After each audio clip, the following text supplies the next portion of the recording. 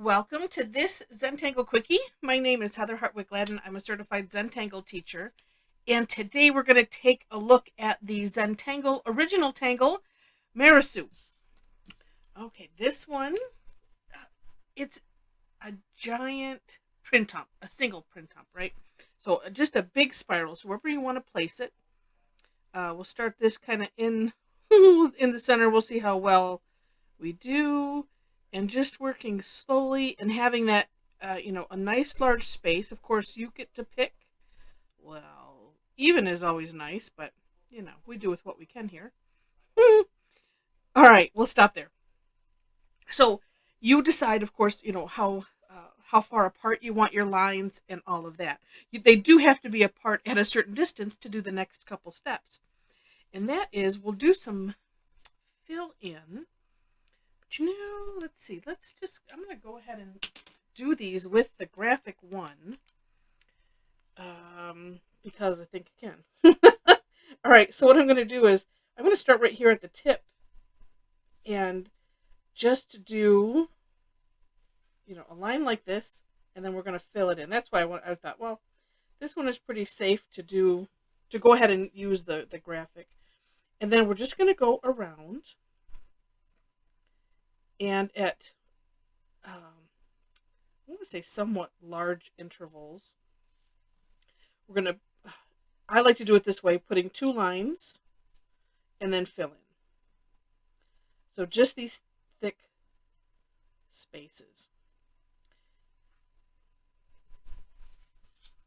And just keep working around. There's no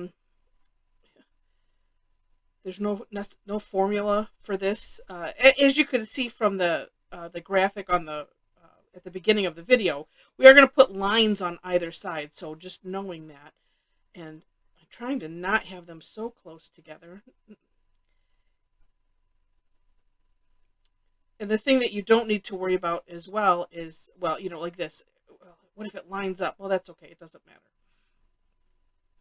And I am probably going to go back and clean some of this up. This is a lot of times why I don't necessarily use a thicker pen when I'm doing something like this, because it can get a little sloppy. But if I do like I just did there, carefully outlining. Oh, and let me throw this into carefully outlining and then filling in. But I interrupted myself, which I'm so good at. You want to make these little curve lines. And the nice thing about the fill-in, of course, if you follow me, is that the fill-in is a course corrector. So if things kind of go awry, you can always, just expand it a little bit more and add that curve in that you want to.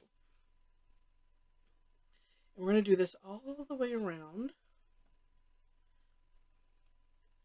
And the reason that I hesitate using a thicker pen for doing just this is with the finer pen, there's just a little bit more control.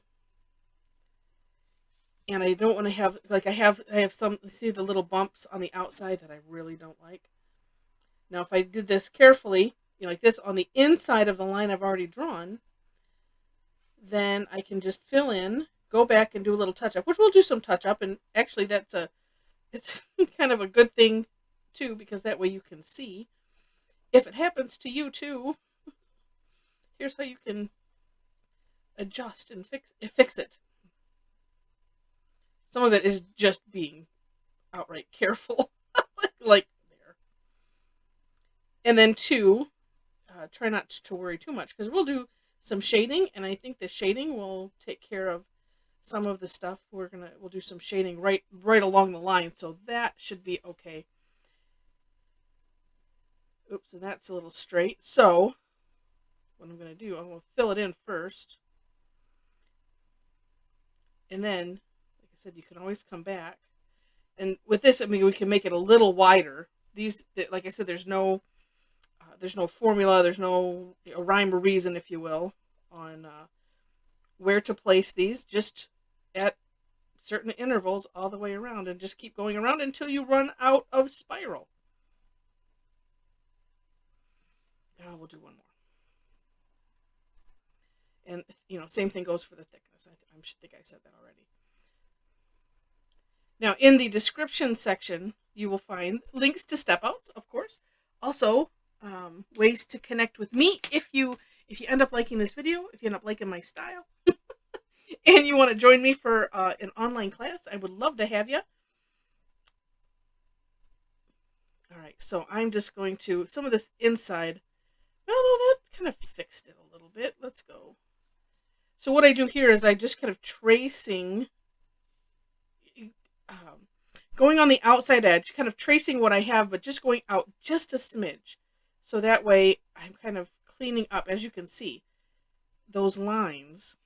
It's almost magic. Here, oh, that worked sort of.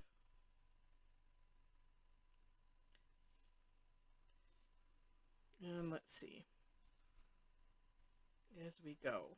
All right. And like I said, some of the stuff on the outside, you can kind of make it more like a bump than, so it kind of merges in. We'll say that. Okay, let's do this one. There. Okay. And other than that, oops, except for right here, I shall not worry about anymore. Now, as I mentioned, we're going to put just a single width line. So I moved back to the 01. And let's see, on this side, if following that curve also,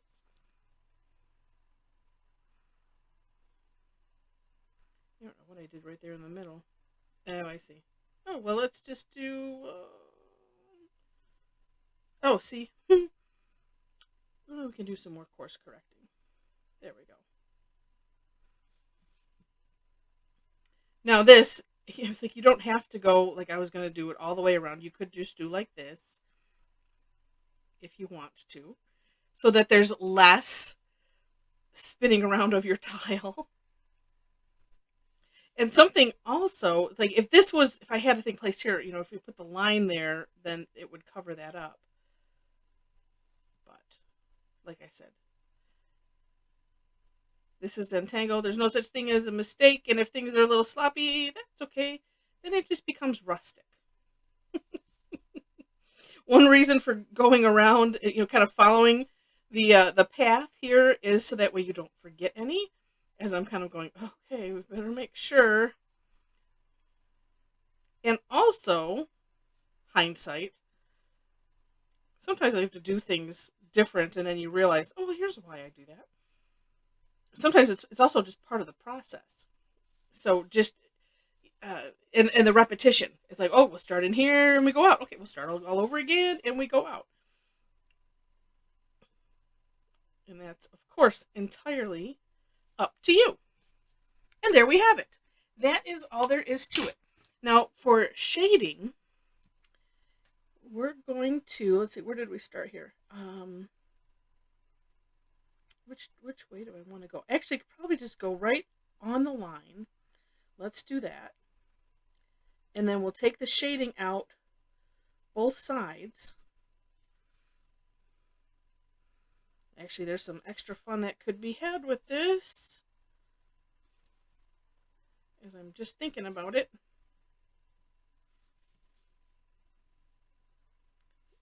And you can, yeah, depending on which way you do the shading. Like I said, I'm aiming. I don't know if I'm really hitting it or not. I'm aiming to just go over the line. And we'll go on the outer edge too. Well, this one will be more on the inside.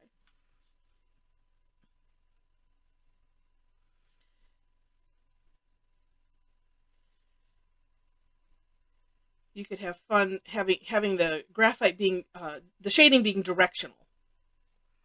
For instance, oops, let's, gosh, I should really just get a new tortillon, but here we go. All right. So here, well, actually, it might even just work. So I'm just doing, my challenge is because I'm working on a little 2x2 bijou tile, I don't have a lot of room. And the one thing you want to have is, we don't want the shading to go all the way. You only want it to go part way, because then you get the result. And actually, I think I'm going to do this. We're just going to do this to the inside. Let's do that. we'll see how that works. What I was going to do was have it kind of go on both sides, which it's going to probably leak over a little bit just because I have some of the graphite going on the other side. But if I'm doing the gradient just towards the inside here, that's interesting. Where did I leave off? Because I looked at my screen. I can't remember where I was. Okay, there we go. So yeah, so numerous ways that then you could do this. Either, just to one side, or like I said, have it go to both sides. This in the middle here is going to end up being kind of both to both sides. Let's see how that looks. Yeah, because it's so small you can hardly tell. So I'm just gonna let's just spread a little bit out into both sides, because then what happens is then it looks more like a tube. But you could have fun playing with this, especially if you do it on a little bit larger scale. What you really want to make sure that you have, though, is some original tile color left, so that way the gradient is going to that. Now, if maybe you go a little bit too gray, or you just want to add something extra in for a little bit of shine. Now, I could have done the shine with the pen, and I didn't think about it until now. And if you've not seen that before, I've done it on a number of other videos. But what we do is we just leave the middle blank. So what I generally do is I scribble like this on either side of where I think center is, and then I fill in the rest, and it creates what looks like a shine. But if you forget to do that, or you realize afterwards, I think I wanted to do that, then if you have a white charcoal pencil, chalk pencil, you could probably do this with a colored pencil as well. But what I'm going to do is I'm just coming down the middle and adding some of this chalk pencil, kind of turning as I go, because that's nice. And you see how that's just creating this really, really neat effect, making it even rounder and shinier.